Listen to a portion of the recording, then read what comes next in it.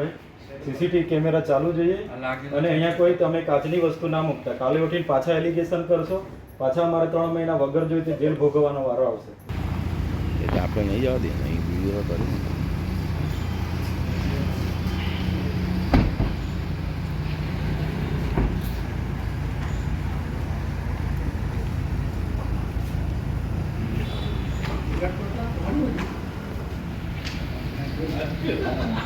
અઢી મહિના પછી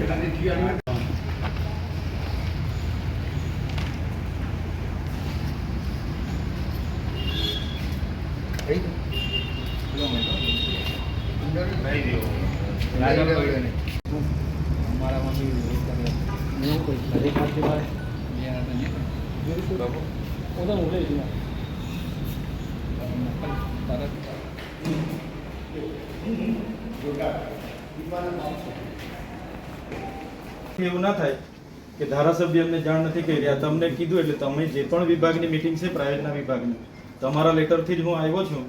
એટલે પાછું કાલે ઉઠીને એવું ના થાય કે આ ઘટના ઘટી હોય. એટલે આ તમને પહેલા જ હું ચોખવટ. પ્રાયોજનામાંથી કોણ છે જયભાઈ? સીસીટીવી કેમેરા ચાલુ જોઈએ અને અહીંયા કોઈ તમે કાચની વસ્તુ ના મૂકતા. કાલે ઉઠીને પાછા એલિગેશન કરશો, પાછા અમારે 3 મહિના વગર જોઈએ તે જેલ ભોગવવાનો વારો આવશે. કેમ કે આયોજન છે, અમે તો બધા કહેવાના કે અમારા લોકોના કામ લો કામ લો, અને એવી સામાન્ય બાબતોમાં પછી ખોટી ફરિયાદો થઈને અમારે વેઠવાના આવે. એટલા માટે બરાબર. એટલે મહેરબાની કરીને કોઈ પાણીના બોટલ પણ ના રાખતા, ગ્લાસ પણ ના રાખતા અને સીસીટીવી કેમેરા ચાલુ રાખો. નહીં તો સીસીટીવી કેમેરા અહીંયા ના હોય તો મીડિયા મિત્રોને આપણે અહીંયા તો તમામ લાઈવ ઉતારવાનું પરવાનગી આપણે અપાવી દઈએ. એક માણસ તો ઉતારવા વાળો જોઈશે. કામ તો હું તો હમણાં કાલે જ જેલમાંથી આવ્યો છું. પાછા 3 મહિને 4 મહિને મૂકી આપે તો મારે શું કરવાનું? લોકોના કામ પછી કોણ કરશે? એટલે બધાને આપણા પ્રાયોજના મેડમને કહો લાઈવ સીસીટીવી કેમેરા જોઈએ. અહીંયા પાણીની બોટલ ગ્લાસ ભાસ કંઈ ના જોઈએ.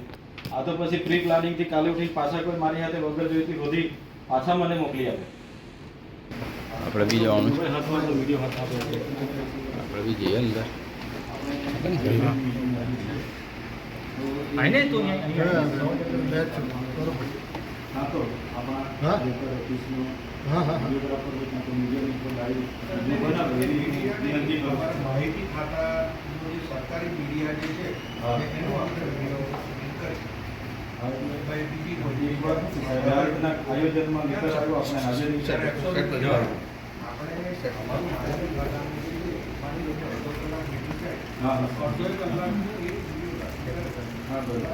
બાકી બીજા આયોજનમાં શું થાય છે સાહેબ? એકબીજા પોતપોતાના કામો માટે એકબીજા આગ્રહ રાખતા હોય કે મારા કામો આવવા જોઈએ, નથી આવ્યો તો તેને કે અમે બી રજૂઆતો કરતા હોય.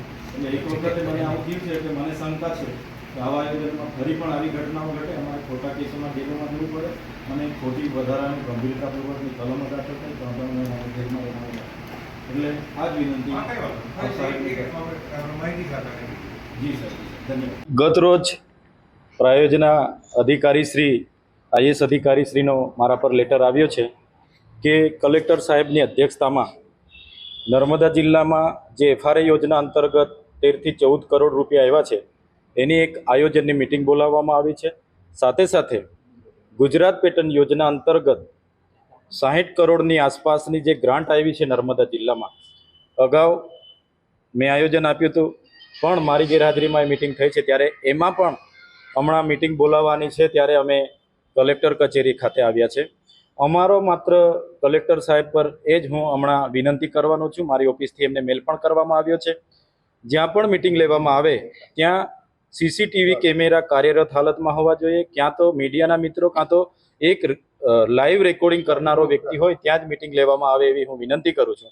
કેમ કે અગાઉ 2.5 મહિના પહેલાં આવી જ રીતના એક મિટિંગમાં મને બોલાવીને ખોટા સાજિશનો મેં શિકાર બન્યો છું. ત્યારે આજે કલેક્ટર સાહેબને હમણાં જઈને આ જ વિનંતી હું કરવાનો છું કે લાઈવ કેમેરા સીસીટીવી ચાલતા હોય ત્યાં જ મિટિંગ લેવામાં આવે અને ક્યાં તો મીડિયા મિત્રો ત્યાં હાજર હોય એની ઉપસ્થિતિમાં મિટિંગ લેવામાં આવે, જેથી કરીને કોઈ બીજી કોઈ પૂર્વ આયોજિત ઘટનાને કોઈ અંજામ નહીં આપી શકે. અત્યારે તમે કેટલા સમય બાદ લોકોની રજૂઆત? અત્યારે હું 80 દિવસ જેટલો મારો સેન્ટ્રલ જેલ વડોદરા ખાતે જેલવાસ પૂરો કરીને હું આવ્યો છું. ત્યારે લગભગ કલેક્ટર કચેરીએ આ 3 મહિનાની આસપાસમાં હું આયોજનમાં મને બોલાવવામાં આવ્યો છે. આયોજનમાં હું આવ્યો છું. ચેતનભાઈ, ખાસ જે માંગણી જે છે એ માંગણી કદાચ નહીં સ્વીકાર તો તમે મિટિંગમાં ઉપસ્થિત રહેશો કે નહીં રહો? પછી માંગણી તો 60 કરોડ રૂપિયા ડેડિયાપાડા નર્મદા જિલ્લાના આવ્યા છે, એમાં ડેડિયાપાડાના 27 કરોડ રૂપિયા છે અને હું ત્યાંનો ધારાસભ્ય છું, એટલે ત્યાંની લોકોની જે પણ માંગણી હશે હું રજૂ કરીશ. આ લોકો ન સ્વીકારે તો અમે તો અંદર સંવિધાનિક રીતે રજૂઆત કરીશું, પછી પણ ન સ્વીકારે તો અમે ના છૂટકે કલેક્ટર કચેરીની સામે ધરણા પર બેસવાનું થશે તો અમે બેસીશું. ના, ખાસ પેલી માંગણીની વાત કરીએ કે સીસીટીવી કેમેરા ચાલુ હોય અને રેકોર્ડિંગની બાબતે. હા રેકોર્ડિંગ હા, હમણાં હું માન્ય કલેક્ટર સાહેબને હું મળું છું. આ જે એટીવીટીની આયોજનની મિટિંગ હતી એ જ પ્રકારની આ ગ્રાન્ટોના આયોજનની મિટિંગ છે ને બધા જ અહીંયા નેતાઓ ઉપસ્થિત થવાના છે, ત્યારે કલેક્ટર સાહેબને મારે એક જ વિનંતી છે, સીસીટીવી કેમેરા ચાલુ હાલતમાં હોય અને મીડિયા મિત્રો હોય કાં તો અહીંના કોઈ રેકોર્ડ કરવાવાળા વ્યક્તિ લાઈવ રેકોર્ડ કરતા હોય ત્યાં જ મિટિંગ લેવામાં આવે એવી હું હમણાં વિનંતી કરું છું. મેં મારી ઓફિસેથી મેલ પણ કલેક્ટરશ્રીને અને એસપીશ્રીને કરાવી દીધેલ છે. નહીં હોય તો શું કરશો એવું કોઈક meeting? રજૂઆત કરીશું અને મને વિશ્વાસ છે કે કલેક્ટર સાહેબ સીસીટીવી કેમેરા કાં તો મીડિયા અથવા રેકોર્ડિંગ ને લાઈવમાં જ આ મિટિંગ લેશે એવો મને પૂરો ભરોસો છે.